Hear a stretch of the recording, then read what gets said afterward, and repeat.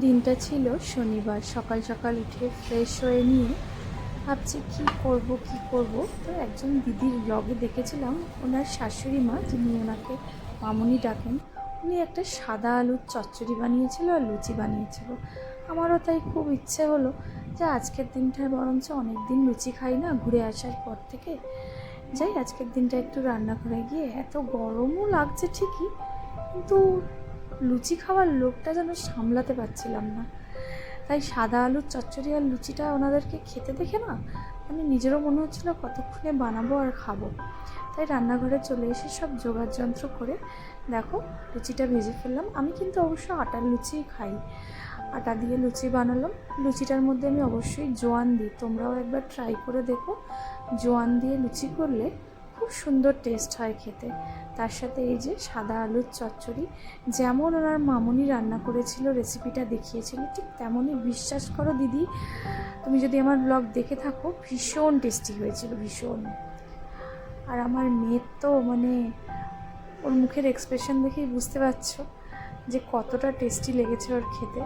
আর ও তো লুচি পাগল পাবলিক যাকে বলে, মানে ও লুচি আমার বাড়িতে হলে ও সারাটা দিনই লুচি খাবে, মানে যে কোনো কিছু দিয়ে হোক লুচি খাবে।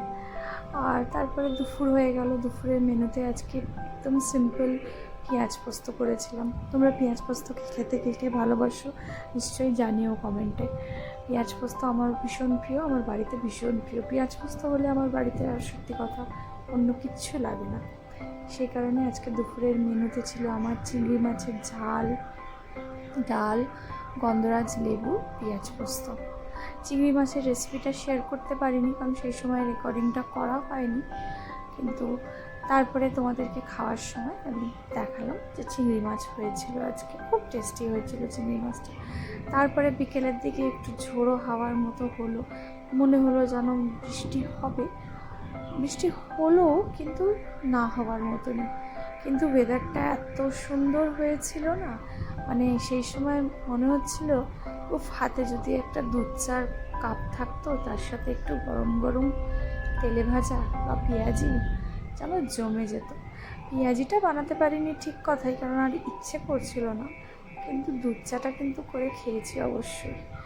খুব ভালো ওয়েদারটা হয়ে গেছিলো। তারপরে রাত্রে মেয়ে জেদ করলো যে মা একটু ফ্রাইড রাইস আর বাটার চিকেন খাবো, তার সাথে রুমালি রুটি। আমাদের এখানে খুব সুন্দর বানায় একটা রেস্টুরেন্টে, তো এটা কিনেই এনেছিলাম রাত্রে।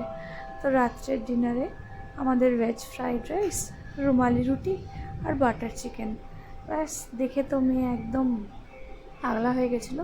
অবশ্য ওকে কী বলবো, এই কম্বিনেশনটা আমারও খুব ভালো লাগে। ওদের দোকানটা ভীষণ ভালো, ভীষণ সুন্দর বানায়, খুব ভালো লাগে। এইভাবেই আমার সারাদিনটা কাটলো।